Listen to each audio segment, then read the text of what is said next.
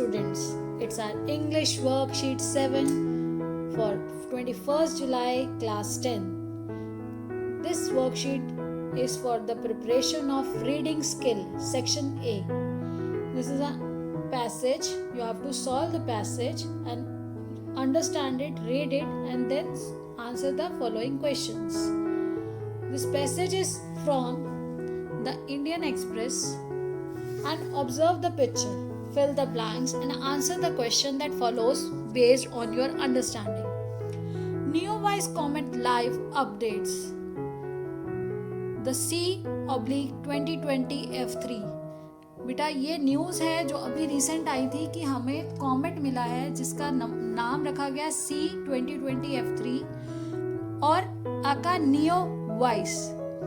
तो यहाँ पर क्या है कि ये जो कॉमेट का नाम है ये ईयर के बेस पे 2020 डाला गया है. कॉमेट के लिए C यूज़ किया गया, इसके दो नाम, ये साइंटिफिक नेम रखा गया और नॉर्मली हमें नियोवाइस के नाम से हमने न्यूज़ में पढ़ा.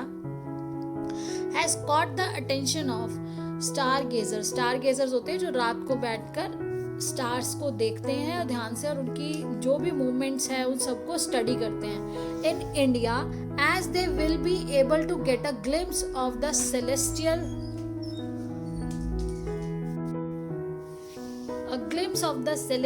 event from July 14 onwards. Celestial होता है बेटा कुछ भी जो यूनिवर्स से रिलेटेड, जो स्पेस में चीजें हैं उन्हें सबको celestial बोला जाता है. The comet will be visible to the naked eye for 20 minutes. जो कॉमेट है जो आपको वो दिख रहा है वो कॉमेट आपको 20 मिनट के लिए दिखेगा. एवरी डे फॉर 20 डेज, हमें 20 दिन तक 20 मिनट के लिए दिखेगा. On July 14 the comet was visible an hour before the dawn sky. Dawn क्या होती है बेटा? यहाँ पर देखिए the comet was visible as an hour before. तो यहाँ पर डॉन एंड डस्क, डॉन होता है सुबह का जो आपका सूरज निकलने से पहले जो आपके 20 मिनट है. This will continue in July. Mid July, however, the comet will be visible in the evening later. और शाम को दिखेगा this month before it starts to fade away in August. धीरे धीरे अगस्त तक ये फेड हो जाएगा, यानी कि धीरे धीरे हल्का होने लगेगा, दिखना कम हो जाएगा उसका और धीरे धीरे लुप्त हो जाएगा.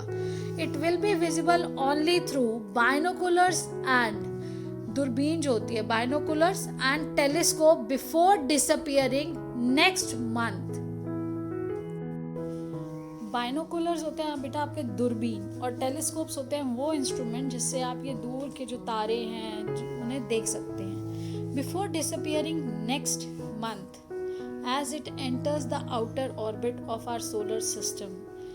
तो इससे पहले कि वो नेक्स्ट मंथ डिसअपियर हो जाएगा यानी कि गायब हो जाएगा, तो वो हमारे जब सोलर सिस्टम में यहाँ पे और आउटर ऑर्बिट में एंटर कर रहा है तो it will be closest to earth, earth के सबसे नज़दीक, closest to earth on July 22 जुलाई को ये सबसे पास होगा. As the distance from earth will be 64 million miles और 103 million kilometres as it crosses the planet's orbit. From July 14, C/2020 F3, a comet discovered on March 27. तो देखिए कि ये कब डिस्कवर हुआ था? ये डिस्कवर हुआ था मार्च 27 को. Will be clearly visible in the north western sky. तो नॉर्थ वेस्ट की जो स्काई है हमारे अर्थ की, नॉर्थ वेस्टर्न एरिया, यहाँ पर बहुत अच्छे से ये दिखाई देगा. It will be visible after sunset for around 20 minutes for the next 20 days. ये कब दिखेगा? ये हमें सनसेट के बाद 20 मिनट के लिए दिखेगा. सूरज के डूबने के बाद 20 मिनट के लिए हमें दिखाई देगा. People can observe it from naked eyes. Odisha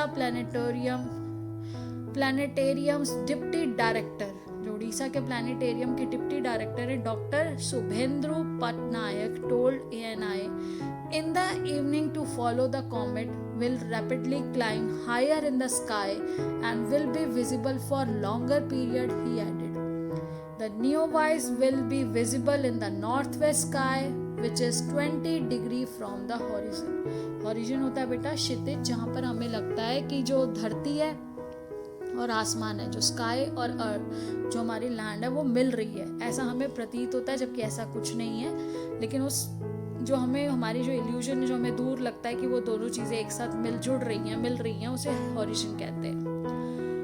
उसके बाद ये दिया गया है आपको कि फर्स्ट क्वेश्चन है the name of the comet mentioned in the passage is, और तो नेम ऑफ द कॉमेट क्या है आप देखिए। नेम ऑफ द कॉमेट है, यहाँ पे हम अगर देखेंगे तो name of the comet C2020F3 और नियोवाइस। तो हमारे कॉमेट का जो नाम है वो C2020 नियोवाइस, ये हमारे कॉमेट का नाम है। Then we can move to the next question. The comet will be visible clearly in the Indian sky only in the month of. Month of July ये क्लियरली दिख रहा है, लेकिन अगस्त में ये फेड होता जाएगा, हल्का हल्का होता जाएगा, नहीं दिखाई देगा और फिर दिखना बंद हो जाएगा। तो ये कब दिखाई दे रहा है हमें?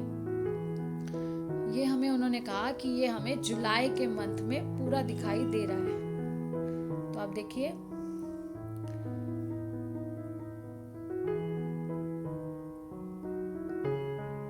The comet will be continuing in mid July on July 14 visible 1 hour before. तो ये जुलाई के मंथ में पूरा दिखाई देगा, लेकिन फेड अवे हो जाएगा अगस्त में। तो यहाँ आंसर आएगा जुलाई। The comet was discovered on, third question है कि कॉमेट को कब डिस्कवर किया गया था। तो कॉमेट जो डिस्कवर हुआ था वो हुआ था 27th of March। ये आपका आंसर है। Discovered, a comet discovered on 27th of March।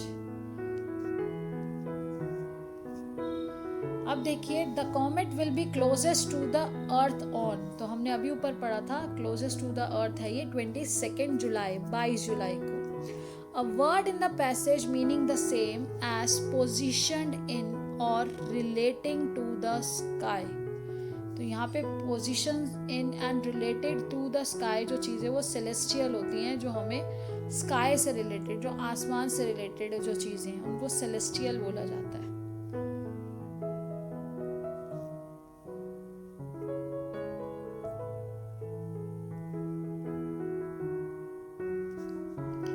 ये देखिए, यहाँ पर ये सेलेस्टियल वर्ड है।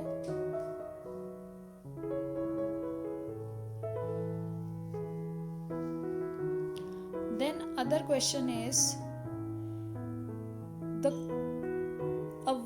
Doctor Shubhendu Patnaik says that comet will be visible with naked, यानी कि आप बिना आंखों पे कुछ लगाए उसे देख सकेंगे इन the Indian sky. Please find the sentence from the passage that says so and right it down. तो आपके इसमें जो ये सेंटेंस है जो हमें बता रहा है कि उन्होंने ऐसा कहा, वो सेंटेंस है it will B.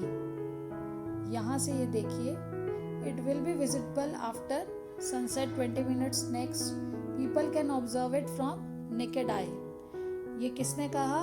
Odisha planetarium के deputy director doctor Shubhendu Patnaik ने ऐसा कहा।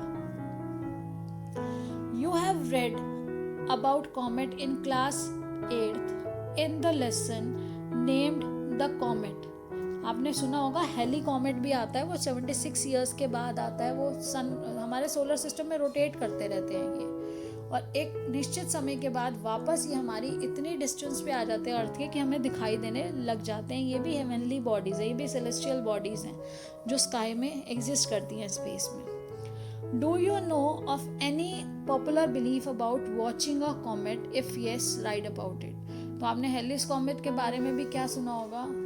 तो हेलिस कॉमेट जैसे 76 ईयर्स में आता है, ऐसी और कॉमेट्स हैं, कुछ ऐसी सेलेस्टियल बॉडीज़ हैं जो एक पर्टिकुलर टाइम के बाद उस पोजीशन में आ जाती हैं, उस स्थान पर आती है कि वो हमें अपने अर्थ से या कि अर्थ के किसी और पार्ट से दिखाई देने शुरू हो जाते हैं। जो ये हमारे साइंटिस्ट हैं उसे ऑब्जर्व करते रहते हैं, जो नाइट स्टार गेजर्स हैं वो उसे ऑब्जर्व करते हैं, और उसमें डिफ्रेंशिएट वही लोग कर पाते हैं एक्चुअली कि कौन सा स्टार है, कौन सा कॉमेट है, कौन सी पोजीशन नहीं है।